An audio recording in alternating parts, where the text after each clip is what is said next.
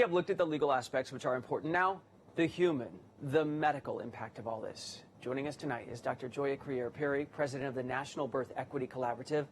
Doctor, it's good to see you again tonight. So a fetal heartbeat can typically be detected around 6 weeks. Is that a medically meaningful marker? It is not, and thank you so much for having me. As an OBGYN, I'm so frustrated today and deeply saddened that in the middle of a pandemic, we would decide to go against science. We recognize that a heartbeat does not mean that the fetus will become viable. A heartbeat is not a sign in medicine that we are now can say that everything is fine. And in fact, the idea that we will now, who we decide is viable, the fact that the governor of Texas okayed a execution on the same day that he signed the law to have a fetal heartbeat law says, what do we define? How do we define viability? Who do we value?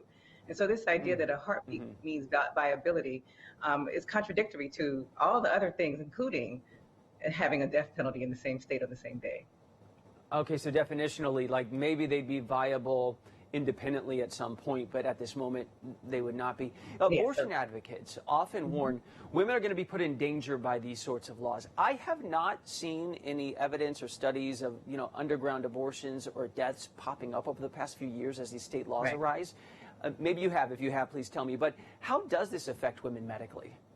Well, we know that the states like Texas, like Mississippi, who you mentioned earlier, who have very restrictive laws around abortion, also have the worst maternal and child health outcomes. Texas women are dying in childbirth at the highest rates, higher than countries around the world, higher than countries that we're saying that we should control their governments in the Middle East, right? So here we are in the United States of America, in Texas, saying that we're going to control the reproduction of human beings in the middle of a pandemic.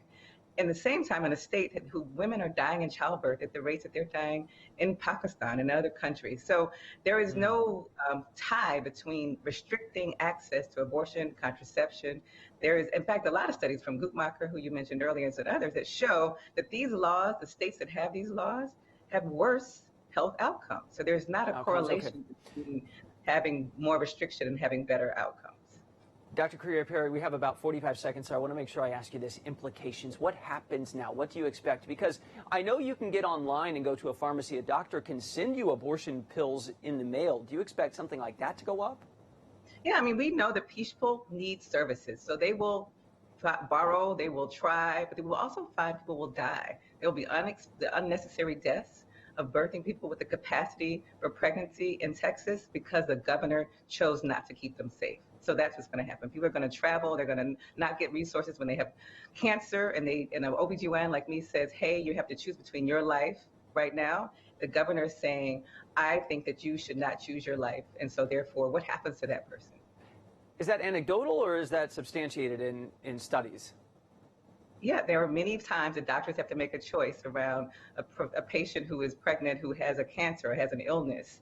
And so that is our job to say, hey, if you continue this pregnancy, it actually impacts your ability to live as a human being, as a woman, as a person with the capacity for birth. And so you're saying to that physician, to that patient, you don't get to make that choice. Stay pregnant, and then if you die, we decided that we knew better as the governor of Texas. We should note rape, incest, no exceptions.